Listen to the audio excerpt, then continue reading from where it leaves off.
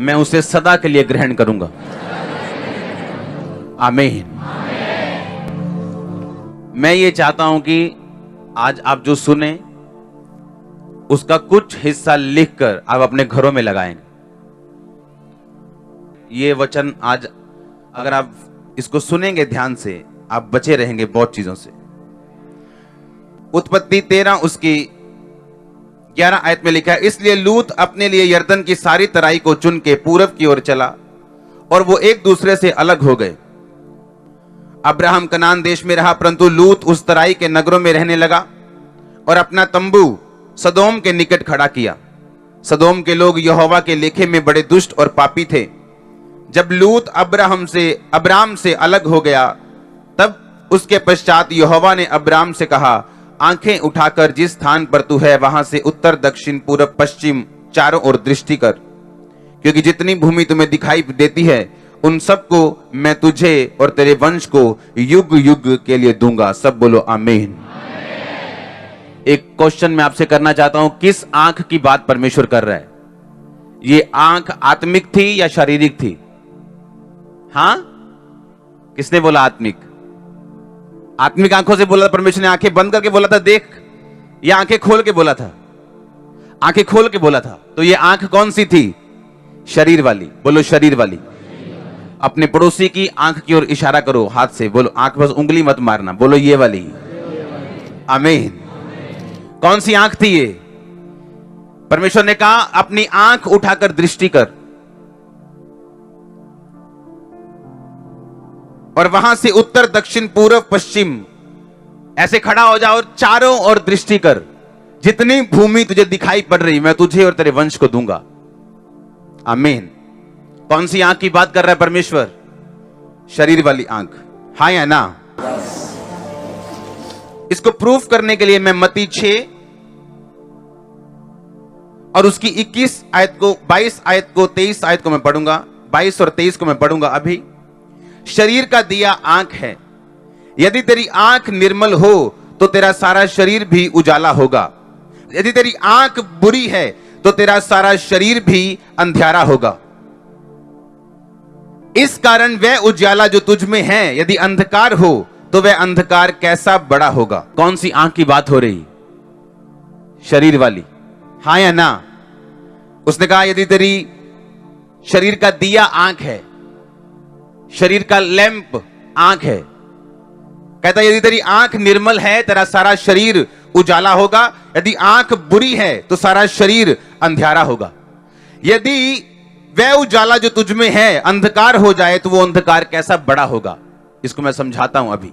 कौन सी आंख की बात कर रहा है परमेश्वर? कौन सी आंख की? शरीर की आंख की वो बात कर रहे हैं। अब मैं एक वचन पढ़ना चाहूंगा, उत्पत्ति 9 उसकी 19 आयत से लेके उसका लास्ट तक लिखा। नूह के 3 पुत्र थे और उसका वंश सारी पृथ्वी पर फैल गया। उन पुत्रों का नाम था शेम, हाम, यपेत। नूह किसानी करने लगा और उसने दाख की बारी लगाई और वह दाख मधु पीकर मतवाला हुआ और अपने तंबू के भीतर नंगा हो गया। तब कनान के पिता हाम ने अपने पिता को नंगा देखा और बाहर जाकर अपने भाइयों को बताया। शेम और यपेत जो हाम के 2 भाई थे, उन्होंने कपड़ा लेकर अपने कंधों पर रखा और पीछे की ओर उल्टा चलकर अपने पिता के नंगे तन को ढांप दिया और अपना मुख पीछे लिए हुए थे, इसलिए उन्होंने अपने पिता को नंगा नहीं देखा। जब नूह का नशा उतर गया तब उसने जान लिया कि उसके छोटे पुत्र ने उसके साथ क्या किया, यानी उसने उसको नंगा देखा है। इसलिए उसने कहा कनान श्रापित हो और अपने भाई बंधुओं के दासों का दास हो। उसने कहा शेम का परमेश्वर यहोवा धन्य है और कनान शेम का दास हो। शेम यानी उसका वो बेटा जिसने उसको नंगा नहीं देखा। परमेश्वर यपेत के वंश को फैलाए। यपेत मतलब वो दूसरा भाई जिसने उसके पिता को नंगा नहीं देखा। उसने कहा वो तू तेरे वंश को फैलाए और वो शेम के तंबुओं में बसे और कनान उसका दास हो। जल प्रलय के पश्चात नूह 350 वर्ष जीवित रहा और नूह की कुल आयु 950 वर्ष की हुई। तत्पश्चात वो मर गया। कौन सी आंख की बात कर रहा है परमेश्वर? किस आंख से उसने देखा, आत्मिक आंख से या शारीरिक से?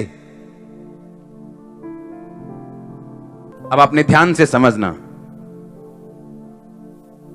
यीशु मसीह ने कहा शरीर का दिया आंख है। यदि तेरी आंख निर्मल है तो तेरा शरीर पूरा उजाला है। यदि तेरी आंख बुरी है तो तेरा सारा शरीर अंधियारा है। यदि जो उजाला तुझ में है अंधकार हो तो वो अंधकार कैसा बड़ा होगा। अपने पड़ोसी को बोलो, ये शरीर वाली आंख। आमीन। आज आपने ध्यान से सुनना है मैं क्या कह रहा हूं। आप जानते हैं कि एक बड़ी चर्च का अगुवा होने के नाते मैं हजारों लोगों से मिल चुका हूं, लाखों लोगों से मिल चुका हूं। एक बार एक स्टोरी थी जो मैं आपको सुनाना चाहता हूं। एक आत्मिक व्यक्ति जो आत्मा में बढ़ रहा था, कहीं घूमने के लिए गया, इधर जम्मू वाली साइड, हिमाचल वाली साइड, और वहां पे गोरे लोग बहुत आते हैं उस एरिया में। वहां पे गोरे लोग, जो फिरंगी लोग, जो गोरे लोग, हाँ, इंग्लैंड, अमेरिका, यूरोप, वो गोरे। और जब वो वहां पे गया वो लड़का, तो जो गोरियां लड़कियां थी वो, उन्होंने कपड़े बहुत कम डाले हुए थे। उनकी आदत है कम कपड़े डालती हैं वो। और उस लड़के ने जितनी देर तक वो वहां पे रहा उस एरिया में, सिर्फ गोरियों को नंगा ही देखता रहा। वो है क्रिश्चियन था वो। और जैसे ही उस टूर से वो वापस आया, उसको लगा कि उसके शरीर में कुछ गड़बड़ है। 2, 3, 4 दिन, 5 दिन बीते, उसको रोग शुरू हुआ और अगले 5 महीने तक वो रोग ठीक नहीं हुआ। डॉक्टर्स के पास दवाइयां खा ली, दुखी हो गया, खाना बंद हो गया, कुछ भी नहीं था। फिर उसे समझ आई कि मैंने कुछ किया है जो बाइबल के खिलाफ है। अब ध्यान से सुनना, अब ध्यान से सुनना। यीशु मसीह ने क्या कहा?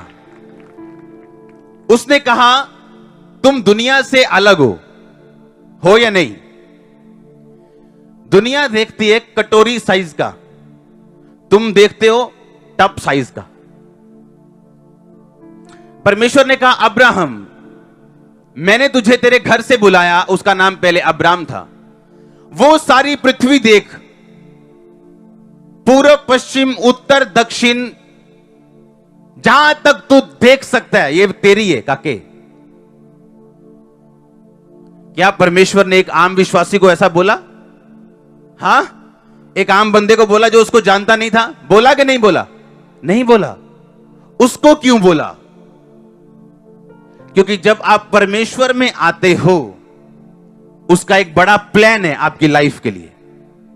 पर वो ये चाहता है उस प्लान को आप अंदर की आंख से और बाहर की आंख से भी देख सकें। वो टप मेरे पास लेके आओ और एक कटोरा मेरे पास लेके आओ। ये दुनिया का दर्शन है। किसका? छोटा सा। मेरा बेटा बाहर चला जाए, हम रिटायरमेंट में खुश रहें, ये दुनिया है। क्या है ये? छोटा सा विजन है। हां, लेकिन ये क्या है? ये क्या है? ये आपकी प्लानिंग है प्रभु के लिए। सुनो सुनो ध्यान से। परमेश्वर ने कहा अगर ये टप, उसने कहा अगर तेरी आंख क्या है? निर्मल, तो तेरा शरीर क्या होगा? तेरा शरीर क्या होगा? उजाला। क्या होगा? अब आप कोली लेके नहीं बैठे हो, आप क्या लेके बैठे हो? आप सबके पास एक एक टप है, आपको मालूम नहीं, इससे भी बड़ा है आपके पास। अब मैं और बड़ा उठा नहीं सकता ना, इससे टैंकी तो लेके आ नहीं सकता पानी वाली। अब सुनो ध्यान से। परमेश्वर ने कहा अगर तेरी आंख पवित्र है तो तेरे टप में अच्छी चीजें होंगी, यानी उजाला होगा। इसमें बाइबल डाल दो, अपनी अपनी डालो, अपनी अपनी पहचान लेना। उठा के तो नहीं लेके आए किसी की, अपनी अपनी पहचान लोगे ना। पर्स डाल दो, अपने अपने पर्स डाल दो, पर्स डाल दो, अपने अपने डाल दो, डाल दो। डालो डालो डालो, कोई बात नहीं, डाल दो डाल दो डाल दो डाल दो, बस बस भरा हो गया। आपने देखा, उसने कहा अगर तेरी आंख निर्मल है तो मैं तेरा टब क्या कर दूंगा। किन चीजों से? बीमारियों से, दुखों से, गरीबी से, किससे? अब्राहम को बोला देख, मैं जहां तक तू देख सकता है ये देश, इस देश की फसलें, इस देश का सोना, इस देश की चांदी, इस देश का पानी, इस देश के पशु पक्षी सब तेरे हैं। आपको क्या लगता है देश का मतलब क्या है? देश का मतलब क्या है? वहां की क्या मिट्टी, धूड़? देश का मतलब, अगर मान लो मैं बोलूं साउथ अफ्रीका आपका है, इसका मतलब साउथ अफ्रीका में सोने की माइंस आपकी हैं, क्रोम की माइंस आपकी हैं, हाँ, पीतल की माइंस आपकी, वहां का पानी आपका, मछलियां आपकी, वहां के शेर आपके। कितना बड़ा दर्शन! ये वो चीज मैं बात कर रहा हूं। अगर तेरी आंख क्या है? निर्मल। अब सोचो, अब इसमें से अपना अपना सामान उठाओ जल्दी, जिसका है उसी को उठाने दो। सुनो ध्यान से। अब ये तो था आंख निर्मल। अब एक बात आपने ध्यान रखनी, जब आपकी आंख निर्मल नहीं होगी तो परमेश्वर आपसे टप नहीं छीनेगा और आपको कोली नहीं पकड़ाएगा, क्योंकि अब आप राजा की संतान हो। सुनो ध्यान से। लेकिन इसका एक डिसएडवांटेज भी है, इसका एक नुकसान भी है।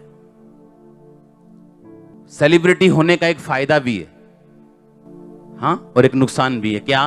कि वो लोगों में नहीं जा सकते, लोगों जैसे घूम नहीं सकते, मतलब ये इस तरह से। अब ये टब खाली हो गया। अब उसने क्या कहा? अगर तेरी आंख निर्मल है तो ये क्या है? उजाला। तेरा शरीर क्या होगा? जिंदगी क्या होगी? पर अगर तेरी आंख बुरी है